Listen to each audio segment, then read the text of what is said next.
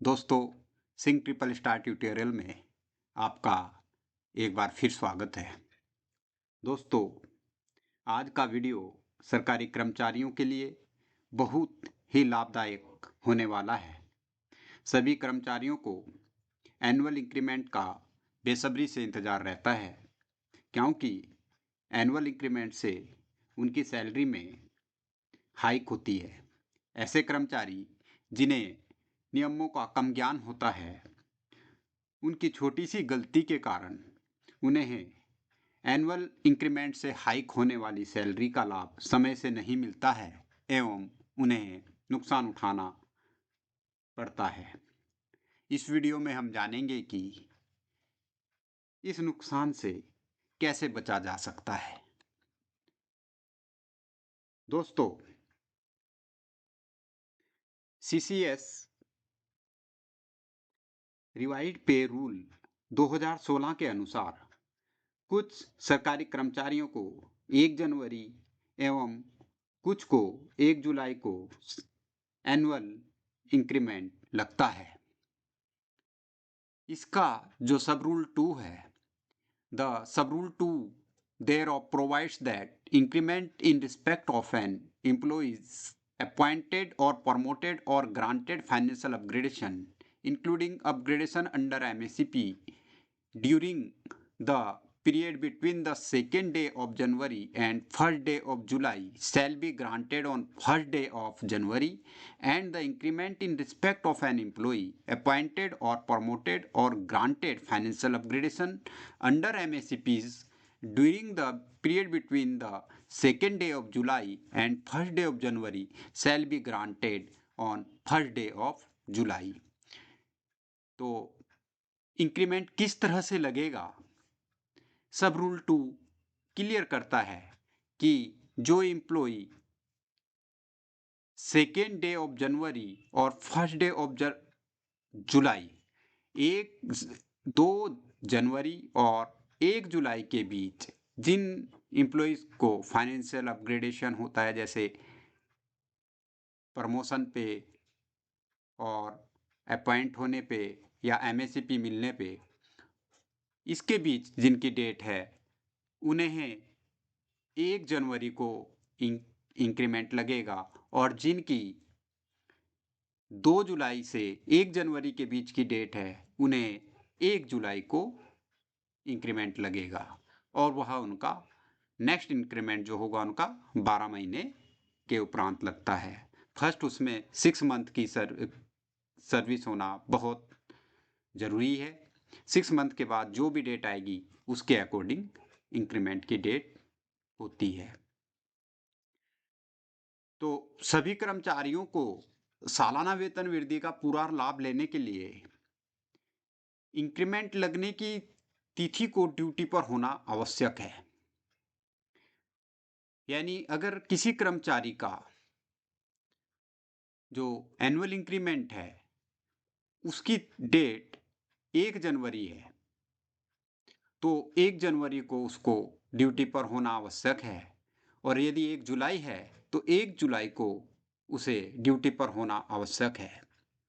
यदि वह 1 जुलाई या 1 जनवरी को ड्यूटी पर नहीं होगा, तो उस कर्मचारी को जिस डेट को वह ड्यूटी पर आएगा उस डेट से ही एनुअल इंक्रीमेंट से जो उसकी पे हाइक हुई है उसका लाभ मिल पाएगा,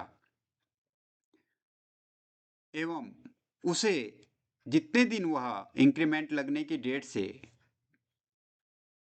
अवकाश पर रहा है, उस डेट की उसका जो है एनुअल इंक्रीमेंट का अमाउंट कम मिलेगा, उसे मिलेगा नहीं। इसे हम एग्जाम्पल से इस प्रकार से समझते हैं कि यदि कोई एक्स कर्मचारी है जिसकी वार्षिक वेतन वृद्धि 1 जनवरी 26 है, वह 28 दिसंबर को 10 दिन के अर्जित अवकाश पर जाता है, तो इस कर्मचारी को वार्षिक वेतन वृद्धि का लाभ कब से मिलेगा, एवं यदि इंक्रीमेंट मिलने पर इनकी ₹2697 की वेतन वृद्धि होनी थी, मतलब इंक्रीमेंट मिलने के बाद जो भी डीए वगैरह मिलाने के बाद टोटल इसकी 2697 रुपये की अगर इसकी इंक्रीज होनी थी, तो इस कर्मचारी को अवकाश पर जाने के कारण कितने रुपए का नुकसान होगा। अब यह कर्मचारी 28/12/25 से 6/1/26 तक 10 दिन अर्जित अवकाश पर गया। 10 दिन का गया तो 6/1 तक उसके 10 दिन अनलीव बनी 6/1/26 तक। इस कर्मचारी की सालाना वेतन वृद्धि पर वेतन में ₹2697 की बढ़ोतरी हुई है। कर्मचारी की वेतन वृद्धि की तिथि 1 जनवरी 26 है, इसलिए इस कर्मचारी को अवकाश पर होने के कारण निम्न प्रकार से नुकसान होगा। 1/1/26 से 6/1/26 तक 6 दिन अवकाश, मतलब चूंकि 28/12 से 31/12 तक तो पिछले उस ईयर में रहा वो, उस ईयर का तो इसको कोई नुकसान नहीं होगा, लेकिन इसकी इंक्रीमेंट की डेट 1 जनवरी 26 है, इसलिए इसे 1/1/26 से 6/1/26 तक केवल 6 दिन के जो लीव पे रहा, इसी लीव पीरियड का इसको नुकसान होगा। माह जनवरी 2026 की वेतन वृद्धि 2697 रुपये, यहाँ 90 लिखा है, 97 है ये, ध्यान देना।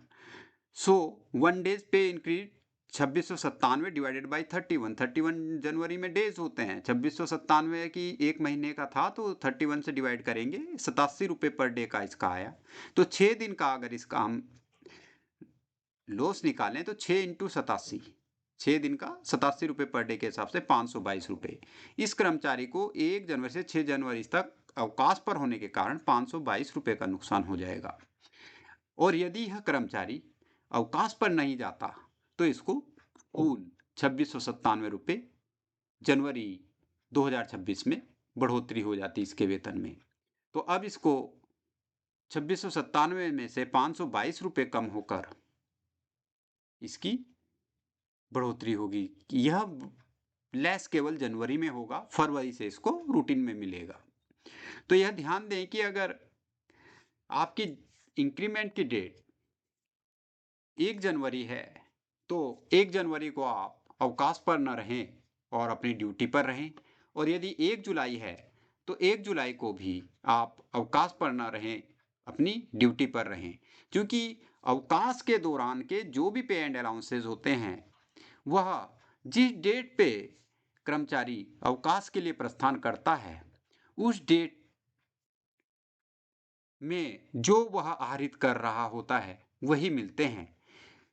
इसके बिटवीन, अवकाश के बिटवीन अगर इंक्रीज किसी कारण से पे में होती है तो वह उसके अवकाश से ड्यूटी ज्वाइन करने की डेट से ही मिलती है। इसलिए जब भी कभी अवकाश पर जाना है तो यह ध्यान देना है कि मेरी कोई पे इंक्रीज तो नहीं होनी है, इसमें इसका कोई इफेक्ट तो नहीं होगा, इसका मुझे कोई नुकसान ना हो जाए। दोस्तों, मैं अपने वीडियो के माध्यम से, मैं अपने चैनल के माध्यम से आपको नई नई जानकारियाँ दूंगा, इसलिए आप मेरे चैनल को सब्सक्राइब कर लें और अपने दोस्तों को भी शेयर कर सब्सक्राइब करने के लिए कहें, ताकि वह भी मेरे चैनल के माध्यम से नई नई जानकारी सीख लें और उनका लाभ उठा सकें। धन्यवाद। जय हिंद, जय भारत।